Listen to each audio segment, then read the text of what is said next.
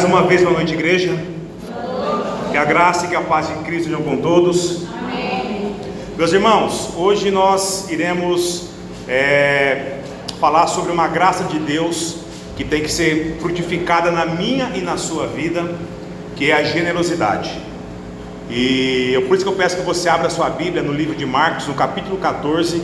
Nós leremos do verso 3 até o verso de número 9. E o título da mensagem de hoje é Generosidade, Graça de Deus. Marcos capítulo 14, dos versos 3 até o verso de número 9.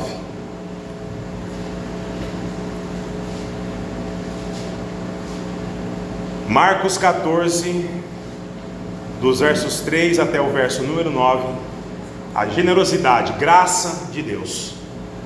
Diz assim a palavra de Deus: Jesus estava em Betânia, à mesa, na casa de Simão, o leproso.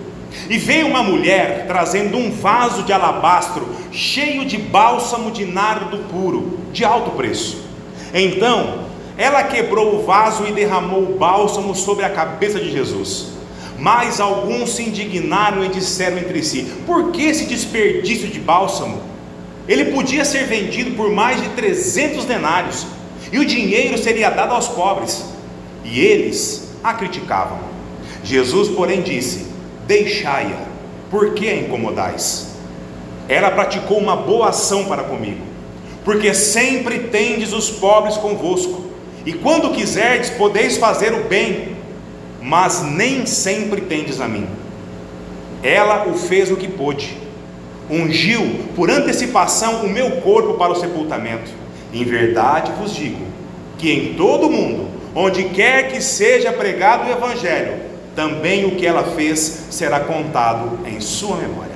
Até aqui. Abaixe sua cabeça, então. Senhor, nós estamos mais uma vez, Pai, diante da Tua palavra, e nós clamamos, Deus, a ação do Teu Santo Espírito, que abra, Pai, o nosso coração, abra, Senhor, o nosso entendimento, para que nós consigamos enxergar as verdades contidas aqui, e que isso possa ressignificar a nossa vida, Deus, de dentro para fora, ao ponto que durante a nossa caminhada as pessoas olhem para nós e enxerguem a Cristo. Nós precisamos do Senhor nisso, Pai. Muito obrigado pelo privilégio de poder te servir. E essa oração que fazemos, não fazemos dos nossos méritos, mas é no de Jesus. Amém. Amém. Meus irmãos, nós sabemos que a generosidade é a graça de Deus para com os seus servos. Nós vimos recentemente, no estudo que nós estamos tendo no livro de Atos, no capítulo 2, que essa graça ela foi manifesta na vida lá dos primeiros convertidos. Logo após Pedro, ele proferiu o seu primeiro sermão. O texto nos diz que todos eles agiam de modo generoso uns com os outros, sendo que aqueles que possuíam mais iam em socorro àqueles que possuíam menos ou praticamente nada.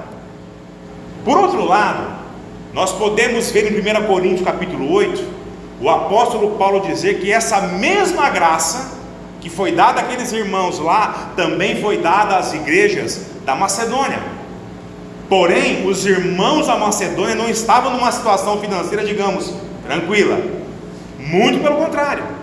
Paulo diz que a intensidade da alegria e a extrema pobreza deles transbordaram em riqueza de generosidade, e isso em dura prova de tribulação.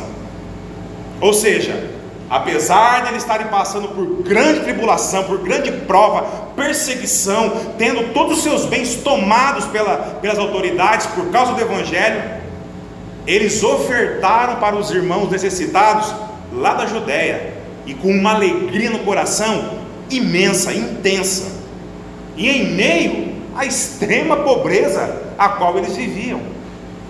Esses dois textos aqui nos evidenciam que a generosidade, graça de Deus, ela é dada pelo Senhor a quem possui riquezas, mas também a quem não possui riqueza alguma. E ela deve ser exercida de igual maneira, na medida e na realidade de cada um. Pois para Deus, o que realmente importa, irmão, isso é muito importante. Para Deus o que realmente importa não é quanto, mas é como será ofertado. Amém? E o texto de hoje nos traz lições preciosas sobre a graça da generosidade. Por isso eu peço que você mantenha a sua Bíblia aberta e leia comigo novamente o verso número 3. Jesus estava em Betânia à mesa, na casa de Simão o leproso. Até aqui, para aí. Meus irmãos, Jesus ele estava com os principais sacerdotes e escribas no seu encalço, nesse momento aqui. Eles estavam procurando um jeito de acusá-lo de alguma coisa que pudesse levá-lo a uma possível condenação. E agora Jesus, ele se encontra debruçado à mesa, na casa de um homem chamado Simão, também conhecido como o leproso. Mas quem que era esse Simão aqui? A Bíblia, ela não nos diz com precisão de quem se tratava especificamente esse Simão. Os teólogos, os estudiosos ao longo da história se dividem. Uns dizem que Simão era um fariseu, mencionado lá no Evangelho de Lucas, no capítulo 7, que por sua vez era o anfitrião do jantar a qual Jesus foi ungido, os pés por Maria, irmão de Lázaro. Outros afirmam que seria, outros afirmam que Simão, o leproso, na verdade era o próprio Lázaro. O fato, irmãos, é que não há um consenso de quem de fato era Simão, o leproso. Mas o que nós podemos afirmar é que agora ele era só Simão, não era mais leproso. Muito provavelmente ele foi curado por Cristo, pois naquela época ninguém ousava chegar perto de uma pessoa com lepra, muito pelo contrário. Um leproso, ele vivia às margens da sociedade, era colocado para fora dos muros das cidades. E o que vemos aqui é um homem salvo em Cristo e grato pela graça que ele recebeu. E isso fala muito ao meu e seu coração. Quantas bênçãos, quantas maravilhas, curas, milagres Jesus ele já operou na minha e na sua vida. Você consegue lembrar? Se você parasse a sua vida e pegasse um caderno, uma caneta e colocasse lá: 1, Deus fez isso para mim. 2, você conseguiria lembrar de tudo que Deus já fez na minha e na sua vida? Uma coisa muito importante que Simão nos ensina é que ele quer estar perto de Jesus. Ele quer estar perto do Senhor. Ele quer tanto estar perto de Cristo que o convida para sentar à sua mesa. Meus irmãos, a pessoa de fato ela foi salva em Cristo e compreendia muito bem isso, pois ela ansiava por mais de Jesus na vida. Se parou para pensar já que hoje em dia está ao contrário, as coisas inverteram. Naquela época lá, Cristo em vida terrena, as pessoas imploravam para ter Ele por perto.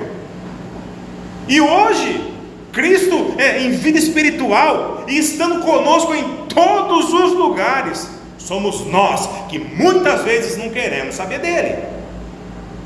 E quando eu falo isso, não estou apenas me referindo a deixar de vir à igreja, de frequentar um culto no domingo ou na quarta. O problema é que na maioria dos lugares, muito de nós também não damos, às vezes não damos muita atenção para Cristo, muito pelo contrário. Tem pessoas que vêm à igreja no domingo. O domingo é o dia do Senhor, eu vou louvar a Deus. Mas ela vem para a igreja mais interessada numa espécie de passe espiritual para a semana, como se estivesse cumprindo uma agenda, uma rotina. Isso aí tem um nome: religiosidade. E Deus não aceita isso. Aí na segunda, pisou o pé fora do culto, fora da igreja, parece que vira uma chave e a pessoa parece outra.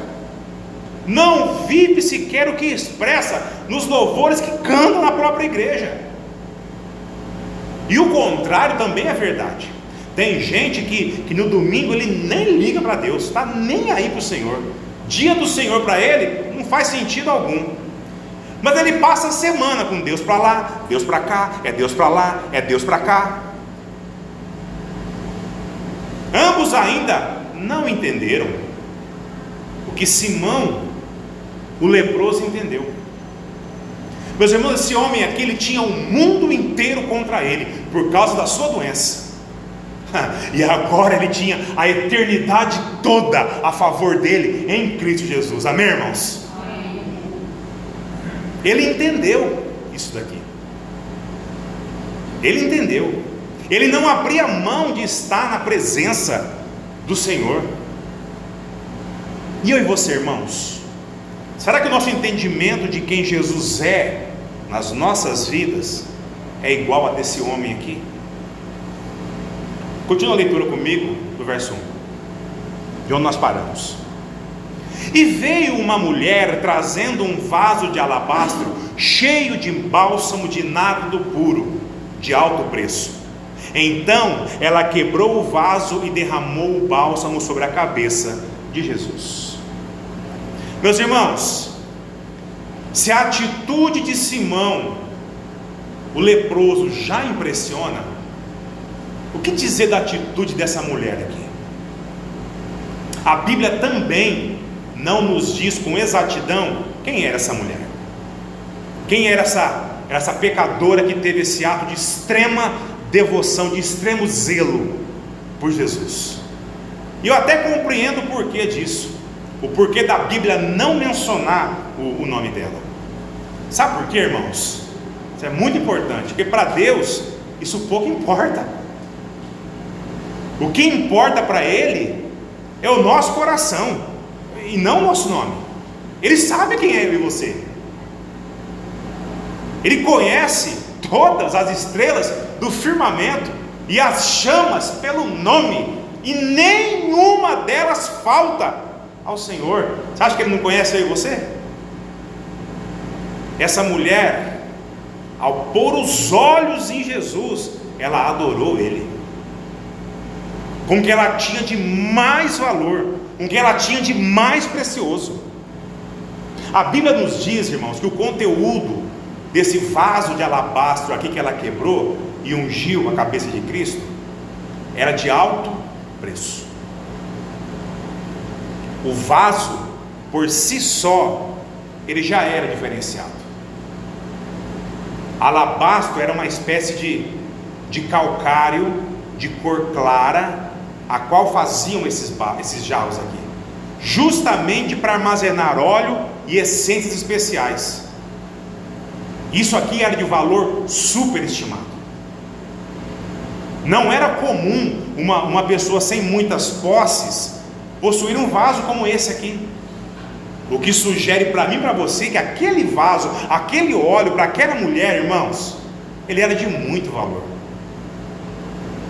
Vocês lembram da passagem de Jesus no templo?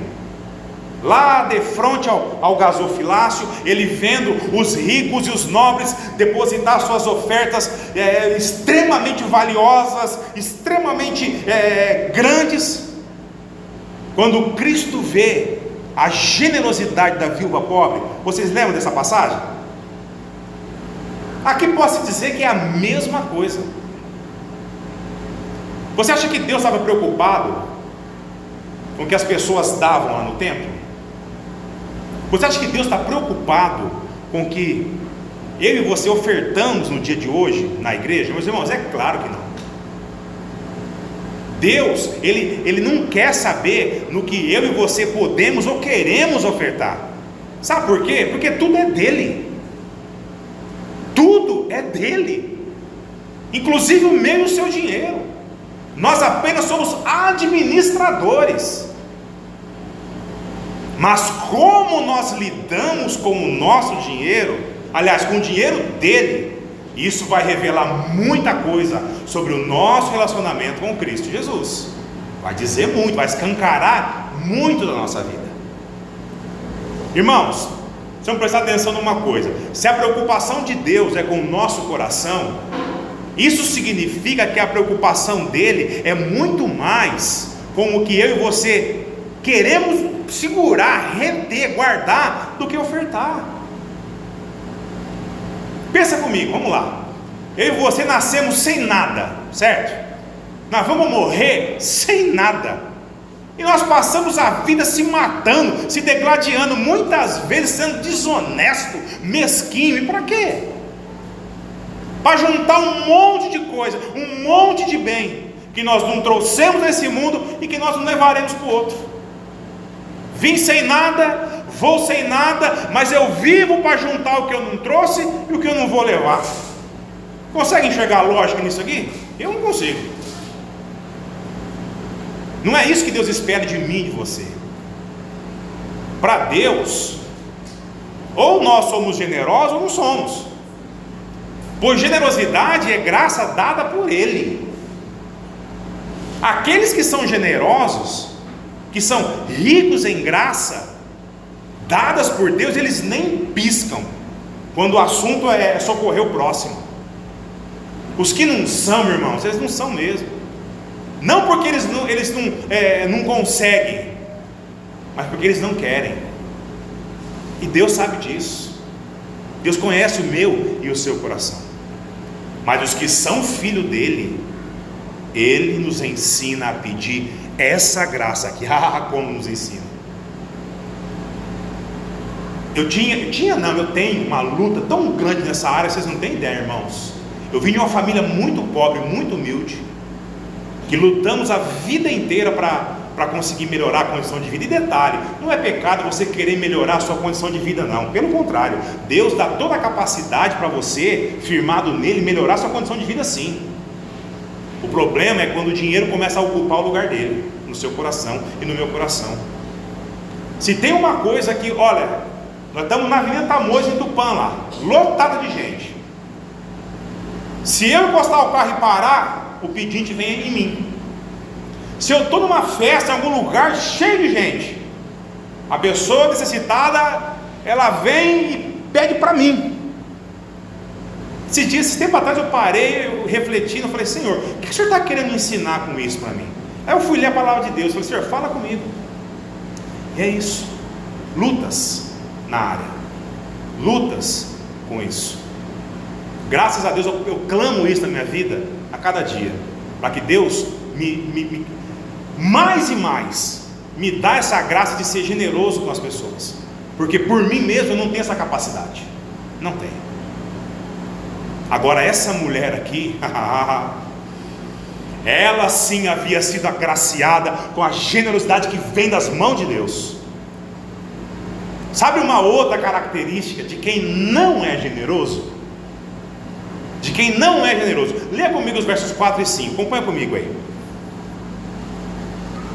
Mas alguns se indignaram e disseram entre si: por que esse desperdício de bálsamo? Ele podia ser vendido por mais de 300 denários e o dinheiro seria dado aos pobres. E eles a criticavam. Já percebeu que quem não é generoso, a pessoa não é generosa, mas ela é uma crítica ferrenha de quem é? Para aquele que não é generoso, os outros serem generosos perto dele é motivo de incômodo. Pode ver, para notar. Em toda família sempre tem aquele que a sua ideia é muito melhor quando se fala em repartir, em direcionar o dinheiro, ou um presente, ou algo que receberam de alguém. Só ele sabe das coisas. E quando a decisão da maioria ela é generosa, ele parece que não tem nenhuma vantagem sobre aquilo. O que geralmente ele faz? Ele começa a criticar. Ele desce a lenha, fala e fala. Para ele, amar ao próximo como a ti mesmo, significa ele ser o ti dessa frase aqui. Tem que ser ele sempre o próximo. Para você ter uma ideia do tamanho da generosidade dessa mulher aqui, sabe quanto que custava 300 denários na época de Jesus? Um denário, umzinho só, correspondia o valor de um dia inteiro de trabalho de um judeu. Portanto, 300 denários era o valor de quase um ano de serviço. Irmãos, era muito dinheiro. A Bíblia não especifica quem dos discípulos começou a criticar essa mulher, mas a gente particularmente temos as nossas suspeitas de quem foi, né? Irmãos, nós temos que tomar muito cuidado com esse apego ao dinheiro. Finanças é parte importante das nossas vidas, com certeza, mas ela não é a única e nem a mais importante. E essa mulher aqui sabia disso, e Deus sabia sobre isso nessa mulher.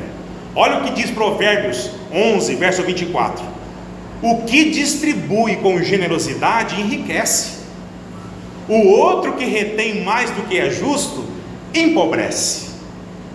E aqui eu vou abrir um parênteses muito grande, pois tem muita gente aí, irmãos, líderes espirituais por aí, que pega versos como esse aqui para embasar, sabe o que? A sua ganância por dinheiro dos outros. Você acha que Deus está falando sobre dinheiro aqui em Provérbios?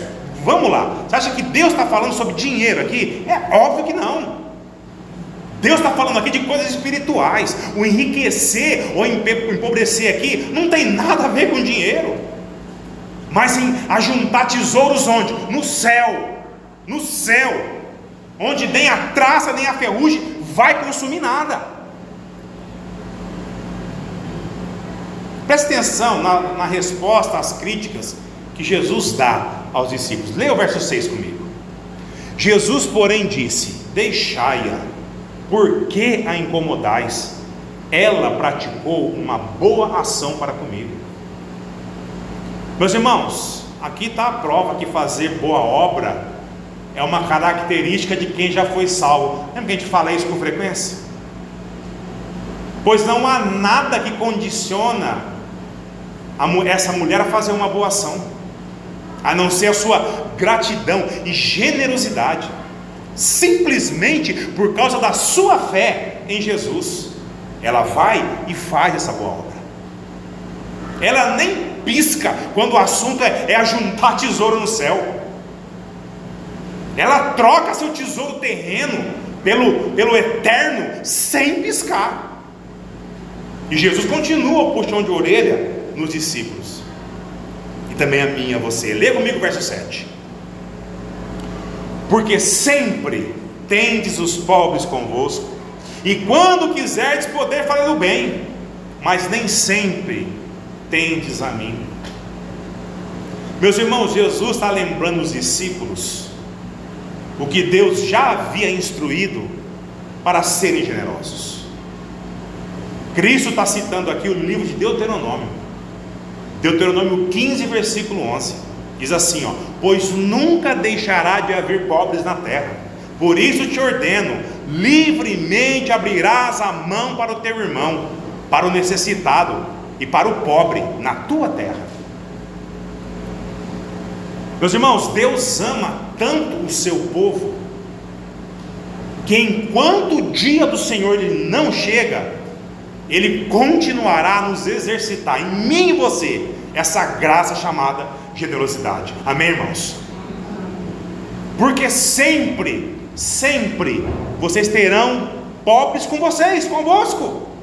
Ou seja, sempre será dada a oportunidade de você ser uma pessoa mais generosa a cada dia. Ele diz: quando quiserdes podeis fazer o bem. Uma pergunta que fica é: nós queremos fazer o bem? Deveríamos querer muito. Jesus aqui, de forma bem sutil, ele está sendo irônico com os discípulos. Ora, se em Deuteronômio ordena a sermos generosos com os que necessitam, então quando que eu devo ser generoso? Essa é a pergunta por trás da ironia de Cristo. E sabe qual é a resposta? É sempre. Sempre que nós tivermos a oportunidade, seja generoso. Isso aqui, irmãos, não foi um pedido, isso aqui é uma ordenança de Deus. Amém? Jesus diz: eu estou aqui agora dizendo para vocês serem generosos. Mas e quando eu não tiver? E quando eu voltar aos céus? Se comigo aqui o coração de vocês continua endurecido, e quando eu não estiver mais aqui? Jesus, ele está alertando aquelas pessoas que a generosidade dele, refletida naquela mulher, deverá ser exercida por mim e por você e por todos os servos ao longo de toda a história. Amém? Pois naquela ocasião ele estava fisicamente junto com os discípulos, mas quando eles estiverem em espírito, como é que vai ser com aqueles que não viram Jesus? Que no caso é eu e você. Jesus está dizendo aqui que a generosidade, essa graça, esse dom de Deus que agracia eu e você, ele deve ser suplicado na minha e na sua vida, para ser usado quando, onde e na forma que o Senhor quiser. Amém? Não na forma como eu e você achamos que deve ser feito, porque dessa maneira nós nunca seremos generosos. A nossa generosidade sempre virá atrelada com algum interesse. Nós não vamos e não podemos ser generosos para nos encher de orgulho, por exemplo.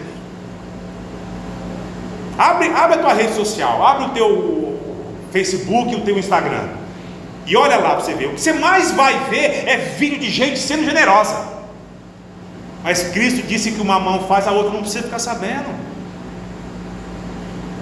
Qual que é o interesse dessas pessoas? Não é generosidade, não é ajudar o próximo. Ela quer se ajudar. Ela quer se ajudar. Para a glória que seja somente de Deus, nós temos que fazer como Deus nos ensinou, sem alarde, sem autopropaganda. Isso aqui não foi um pedido, irmão, isso é uma ordem de Deus. Nós temos que clamar essa graça na minha e na sua vida. E Jesus continua a ensinar aquelas pessoas e a mim e a você. Leia comigo os versos 8 e 9. Ela fez o que pôde, ungiu por antecipação o meu corpo para o sepultamento. Em verdade vos digo que em todo o mundo, onde quer que seja pregado o Evangelho, também o que ela fez será contado em sua memória. Meus irmãos, será que vale a pena a gente ser obediente a Deus? Será que vale a pena a gente fazer a vontade do Senhor? É claro que sim. Jesus diz que aquela mulher, ela fez o que pôde, ou seja, tudo que estava ao alcance dela, ela fez. E muito provavelmente tudo que ela possuía de valor foi depositado aos pés de Cristo Jesus. Sabe o nome disso aqui? Confiança em Deus. Jesus, ele foi ungido não apenas pelo bálsamo de nardo puro, valiosíssimo, mas Jesus foi ungido por algo muito, mas muito mais valioso e apreciado por Deus. Ela ungiu o Senhor com a sua generosidade.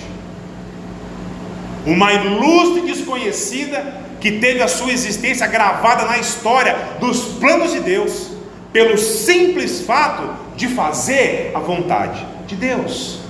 Vale ou não vale a pena? E de forma bem particular, eu creio que Deus não registrou o nome dessa mulher para que eu e você hoje, quando Jesus não estivesse de corpo presente entre nós, mas em espírito, nós pudéssemos entender que a glória de tudo em nossas vidas deve ser dado somente a Ele. O que realmente importa nesse episódio aqui, e nos outros que nós vemos ao longo do Evangelho, não era quem fez, mas é como que Ele fez, de que forma que Ele fez. Meus irmãos, o mundo aí fora, ele conspira contra os desígnios de Deus. Muitos se dizem de Deus, mas não são de fato dele. Mas aqueles a qual Deus escolheu como seu povo, têm que frutificar em todas as áreas da vida. Nós vimos hoje, no início do culto devocional, falando dos frutos do Espírito. E a generosidade é uma área extremamente importante a ser exercitada na minha e na sua vida. Temos que clamar isso a Deus, para ser generoso, não da forma como eu e você queremos ser, mas da forma como Deus quer que eu e você sejamos. É bem diferente de ser generoso segundo a nossa vontade. Ao olhar do Senhor, ao olhar de Deus, a generosidade, ela é um dom que Ele mesmo nos agracia, eu e você. Isso pode ser, irmão, em qualquer época da vida, seja criança, adolescente, adulto ou já idoso. Por isso nós devemos sempre pedir a Deus que nos agracie com a generosidade que essa mulher aqui expressou. Generosidade motivada por gratidão e não por interesse. Generosidade como um reflexo de salvação e não como uma condição para ser salvo. A generosidade que vem de Deus é aquela que o próprio Deus a fez por mim e por você, quando Ele entregou quem Ele mais amava de forma generosa naquela cruz, e imerecido de mim e de você. A generosidade que vem de Deus, que se manifestou naquela cruz, naquela sexta-feira de Páscoa, onde Ele deu o seu Filho amado para ser crucificado como um cordeiro em favor de mim e de você. A generosidade de Jesus que cumpriu sua missão aqui na terra por amor a nós. E é justamente esse ponto que Deus espera em mim e você. Uma generosidade e gratidão segundo a vontade dEle. Porque se nós já fomos salvos em Cristo Jesus, nós devemos transbordar em generosidade, em gratidão com aqueles que ainda não conhecem a Cristo. E isso começa na minha e na sua casa, no meio do seu trabalho, em todo lugar que eu e você estivermos inseridos. Meus irmãos, nós possamos refletir toda essa generosidade na minha e na sua vida, assim como essa mulher aqui fez, assim como esse homem, Simão, que um dia ele fora leproso, e suplicar isso na minha e na sua vida, mais de Cristo em nós e menos de nós mesmos, amém? Vamos fazer isso? Vamos orar a Deus e suplicar para nós termos uma vida a cada dia mais e mais generosa, amém? Abaixe sua cabeça.